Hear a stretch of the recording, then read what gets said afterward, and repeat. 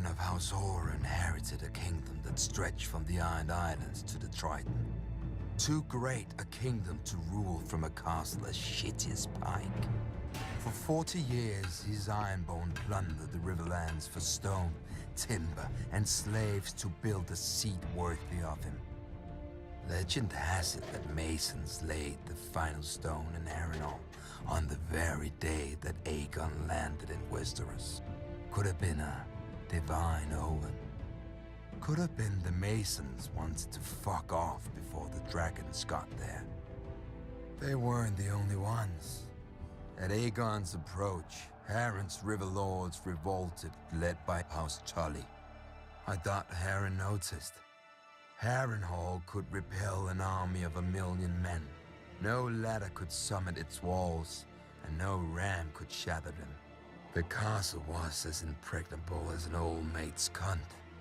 Heren shut his gates around himself, his sons and his Ironborn, and waited for Aegon's army to drain back into the muck. When Aegon finally saw the monstrous castle, he asked for parley. Heren granted it.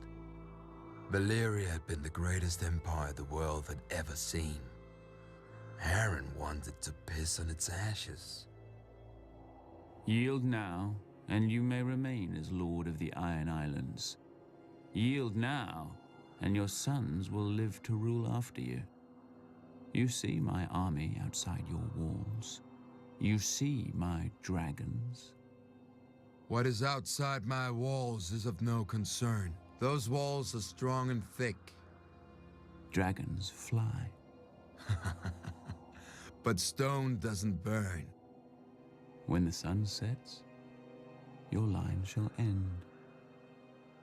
Heren spat and returned to his castle.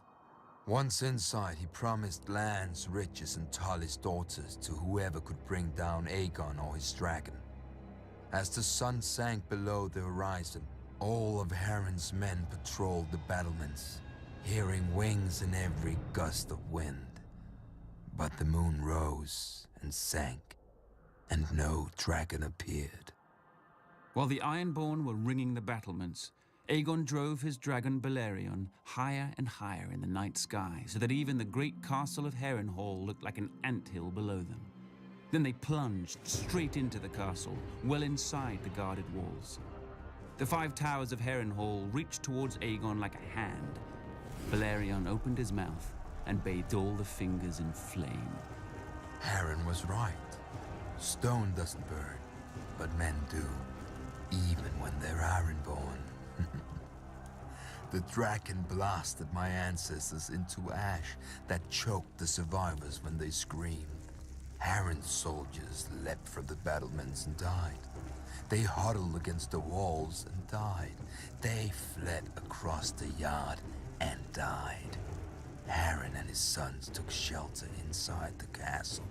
The stone didn't burn, but as Balerion blasted it with fire, it glowed white hot. The world's greatest castle became the world's greatest oven, baking the last of House Hor within it. Outside the castle walls, the towers of Harrenhal glowed red against the night and began to twist and melt like 5 huge candles, with liquid stone trickling down their sides like wax. The next morning, Aegon forged a new Riverlands. He named the rebel Edmund Tully as his Lord Paramount of the Trident and had the other river lords swear him fealty as their new liege. For centuries, House Hor had terrorized the Riverlands. Under House Tully, the Riverlands would at last return to peace and prosperity. After the castle cooled enough to allow men inside, Aegon ventured into the ruin he'd made of Harrenhal. He saw the ashen bodies, the scorched stone, and the mangled and melted swords of his former enemies. To his men's confusion, he ordered these useless swords collected and sent to his Aegon fort.